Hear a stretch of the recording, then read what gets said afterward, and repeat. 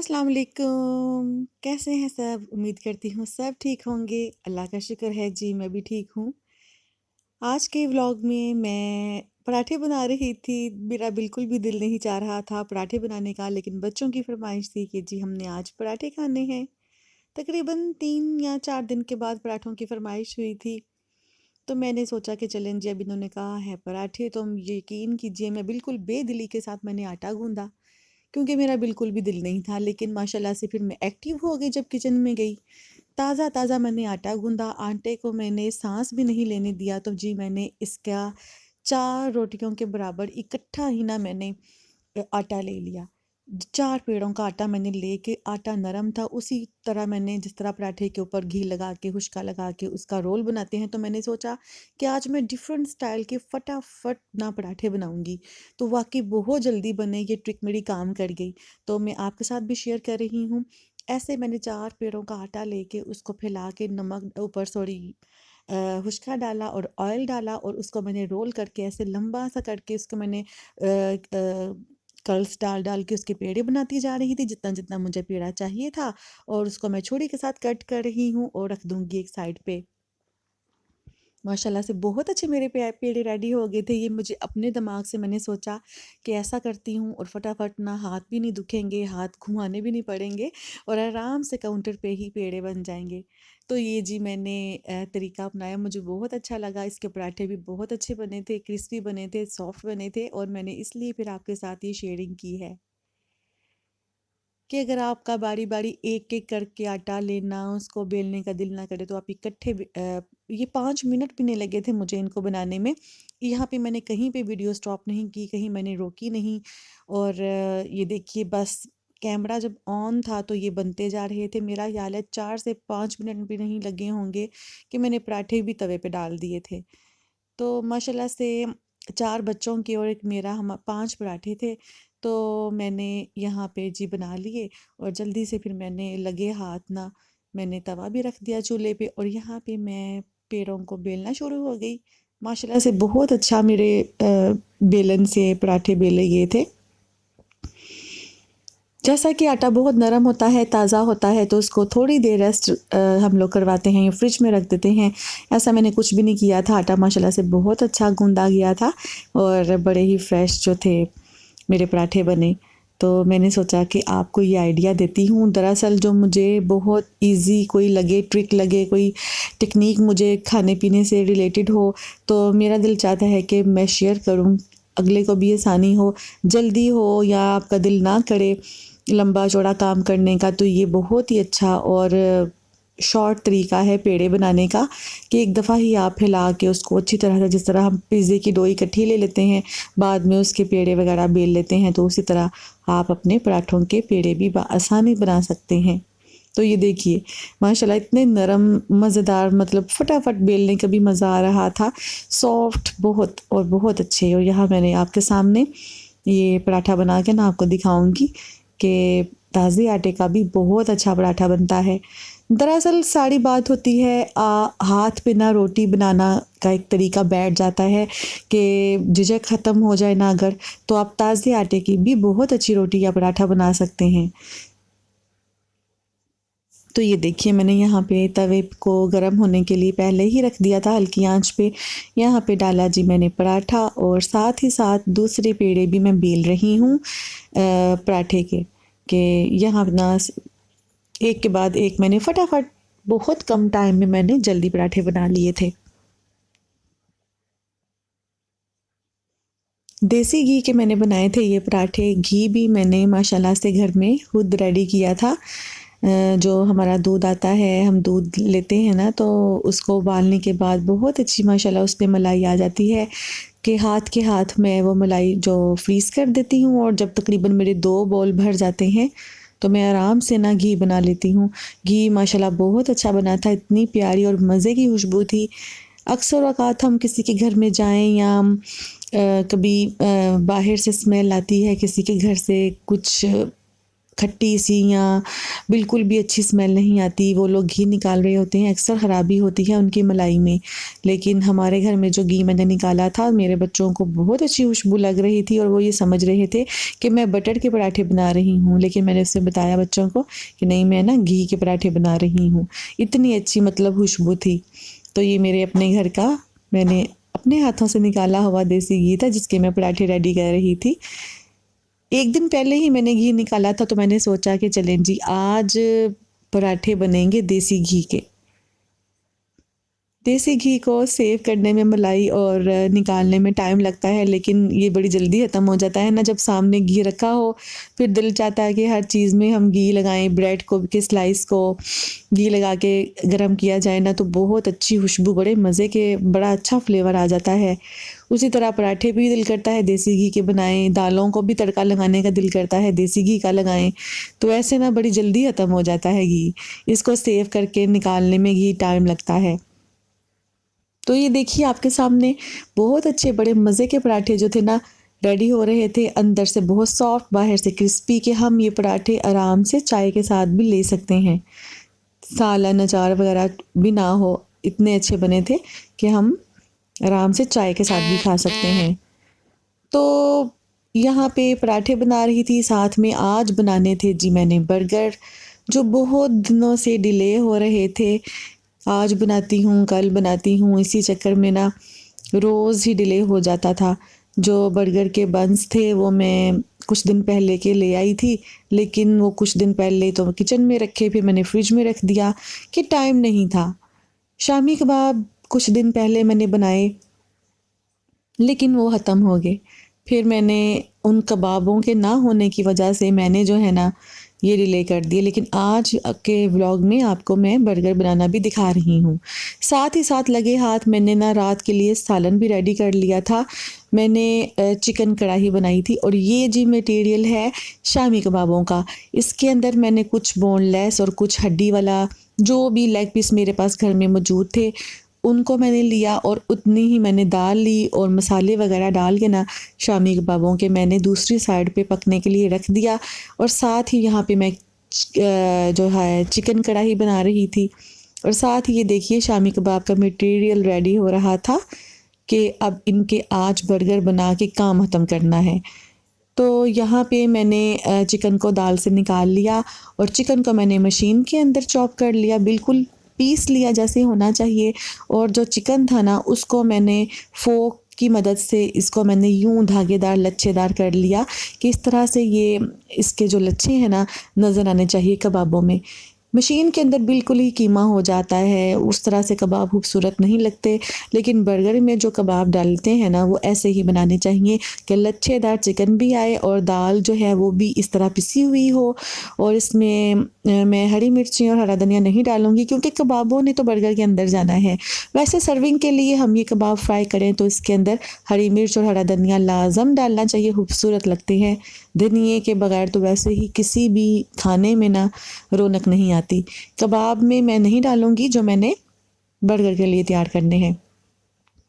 वैसे मैंने इस मटेरियल में नमक, काली मिर्च और ज़ीरा, सूखा धनिया, 2 जवे लहसुन के और 1 हाफ छोटे साइज़ की प्याज डाल दी थी। इसको उबाला और उसी सारे मटेरियल में मैंने इनको साथ ही ना उसी के अंदर ही मैंने मशीन से निकाल लिया।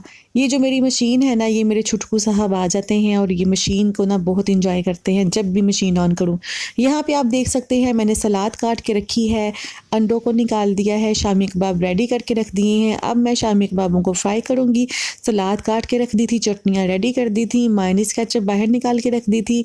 दरअसल खाने में जो लगते हैं 2 मिनट, लेकिन बनाने में ना 2-3 घंटे कहीं नहीं गए, अगर आपने परफेक्ट तरीके से, प्रोफेशनल तरीके से बनाने हैं। बाज़ार के मुझे किसी ना काम के लगते हैं, उसकी फिलिंग भी यकीन जानिए इतनी गंदी करते हैं। कबाब के नाम पे निरी दाल होती है और सलाद भी बराए नाम डालते हैं, चटनियाँ तो बिल्कुल ही सूंघ के जिसे कहते हैं ना वैसे डालते हैं। तो मैंने घर में ये सारे मटेरियल रेडी किया था। ये बन्स हैं मेरे हस्बैंड को माशाल्लाह ये मेरे हाथ के बहुत ही पसंद हैं। वो कहते हैं तुम बिल्कुल same to same Karachi style के बनाती हो। फ्रेश सैलड की खुशबू आती है बर्गर में से, चटनियों के फ्लेवर्ड, अमेजिंग। तो यहाँ पे ना मैंने तवे को हल्की आंच पे रख दिया था। ये तवा मेरा बहुत ही माशाल्लाह से फ़ेवरेट है और इसको मैं 4-5 साल से इस्तेमाल कर रही हूँ। आप यकीन जानिए ये नॉन स्टिक नहीं है, लेकिन इसके ऊपर ना हर चीज़ बनाती हूँ मैं, कोई चीज़ चिपकती नहीं, बहुत अच्छी फ्राई होती है। पराठे बनाती हूँ, हर तरह के इस्तेमाल में ये मेरे आता है। घर में माशाल्लाह से मेरे पास बहुत से बर्तन हैं ना, लेकिन तवे पे मैं हर चीज़ को बनाते वक़्त भी इंजॉय करती हूँ क्योंकि बहुत अच्छी बनती है। यहाँ पे मैंने तकरीबन 5 अंडे मैंने पहले फेंटे थे और एक-एक करके ना मैं शामी इसके अंदर डिप कर के इनको फ्राई करूँगी। फ्राई करने के बाद ये जो बाकी अंडा बच जाएगा ना, इसके अंदर मैंने नमक, काली मिर्च, थोड़ी-सी लाल मिर्च उसको फेंट के ना अंडों को मैंने इनके अंडे रेडी कर लेने हैं, मतलब ऑमलेट फ्राई कर लेना है, जो मैं अंडों के अंदर डालूँगी जिस तरह बाज़ार में बनाते हैं सेम उसी तरीके से। यहाँ पे मैंने अंडे फ्राई कर लिए और ये मसाला डाल के ना बाकी का मैं इसको फेंट लूँगी। एक अंडा मैं बचा लूँगी, वो अंडे को क्या करना है मैं आपको बाद में बताऊँगी। तो ये देखिए पहले ही मैंने आपको इनकी शक्ल दिखा दी, लेकिन अभी जो बनाते वक़्त आपको दिखाऊँगी। चटनियाँ आपकी मर्ज़ी है, मायोनीज़ और केचप के साथ बच्चे अगर लेते हैं आप वो इनको लगा दें। लेकिन मैंने यहाँ पे मायोनीज़ केचप के अलावा जी रेडी किया हुआ था इमली आलू बहारे की चटनी, जिसमें खजूरें भी थीं। और उसके बाद दूसरी चटनी आप दही की बना लें जो ग्रीन चटनी होती है, और उसके अलावा जी मायोनीज़ थी, केचप थी, रेड चिल्ली सॉस थी।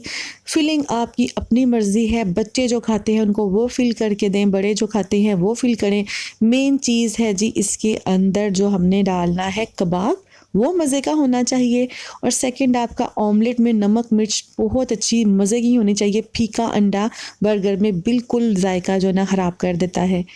अच्छा जी, यहाँ पे मैं बन को सेक रही हूँ हल्के-हल्के ऑयल से ग्रीस करके। और 2 मेरे बच्चे खाते हैं शौक़ से मायोनीज़ और केचप वाले बर्गर, जो छोटे बच्चे हैं। बड़े बच्चों को जितना भी आप जो भी चटनियाँ डाल दें बहुत एंजॉय करते हैं।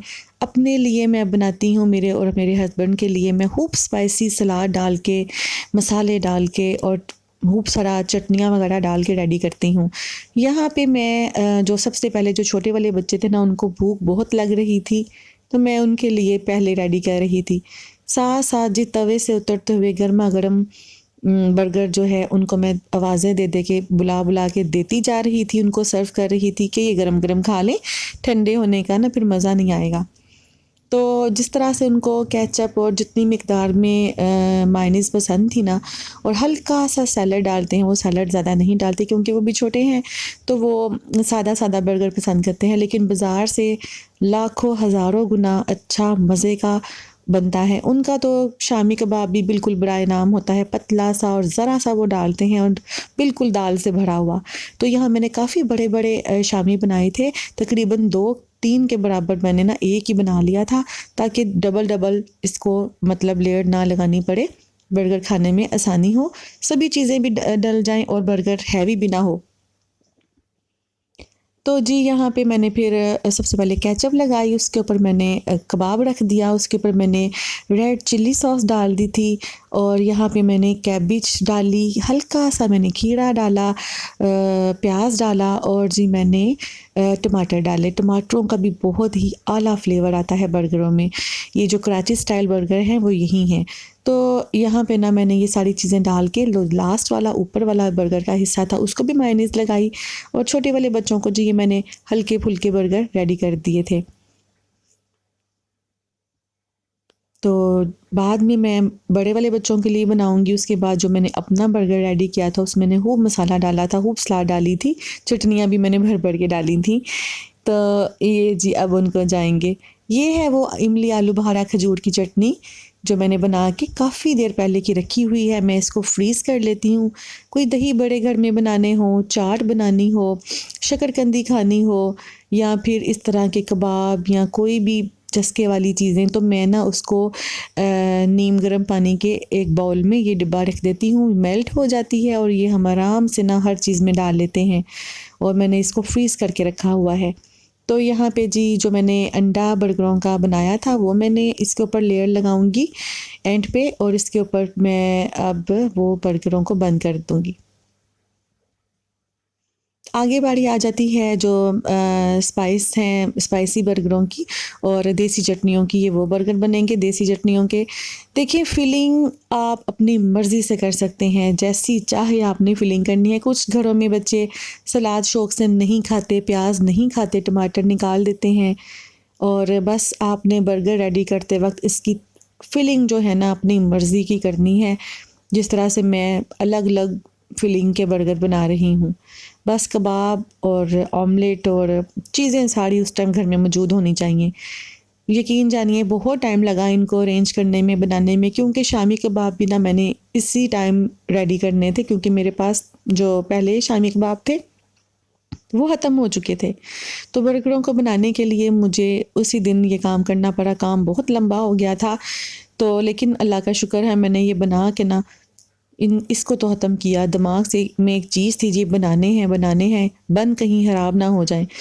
तो ये देखिए इसके ऊपर वाला जो हिस्सा है ना बर्गरों का, वो भी कितना ज़बरदस्त है, जिसको मैंने ऑयल से ग्रीस करके हल्का ब्राउन किया था।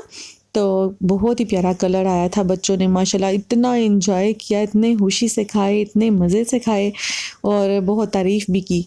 तो ये देखिए लेयर्स कितनी अच्छी लग रही हैं। अंदर से सैलड कुछ इस तरह थी। टमाटर बहुत ही जूसी थे।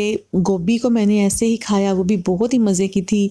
बन में ना डालने से पहले गोभी थोड़ी-सी खा के चखनी चाहिए कि उसमें कुछ कसैलापन तो नहीं या हमक तो नहीं आ रही।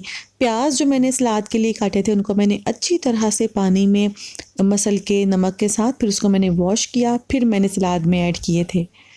तो ऐसे जी मैंने अब ये दूसरे वाले बर्गर रेडी कर रही हूँ 2 बड़े वाले बच्चों के लिए।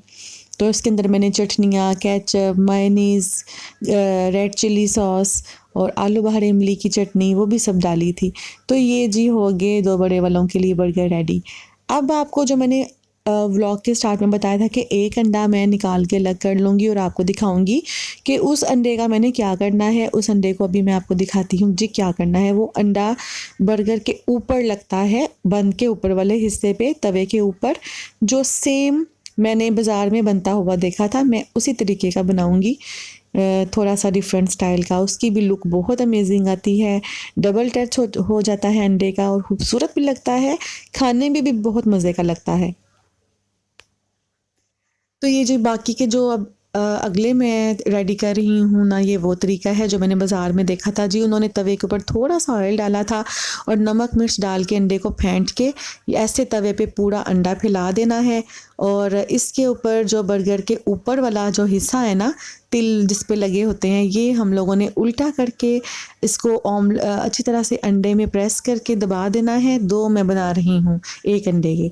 तो यहाँ पे जी मैंने इसको जो है अच्छी तरह से दबा दिया। छुरी की मदद से मैं सेंटर में कट लगाऊंगी ताकि ये 2 हिस्सों में तकसीम हो जाए और उसके बाद स्पैचुला की मदद से, या आपके पास स्पैचुला नहीं है, चम्मच की मदद से इसको प्रेस कर लें और प्रेस करने से ना ये अंडा जो है बर्गर बन के ऊपर वाले हिस्से को चिपक जाएगा और बहुत अच्छा इसका कलर आया था। अभी आपको आगे दिखने में मिलेगा। अंदर जो थी मैंने अपनी मर्ज़ी से इसकी फिलिंग की, खूब सारी मैंने चटनियाँ, सलाद और नीचे में ऑलरेडी कबाब रख चुकी थी। ऊपर जी मैंने अच्छी तरह से चाट मसाला छिड़का, ये मैंने बना के रखा हुआ है जो मैं दही बड़ों में या चिप्स फ्राइज़ वगैरह में भी डालती हूँ।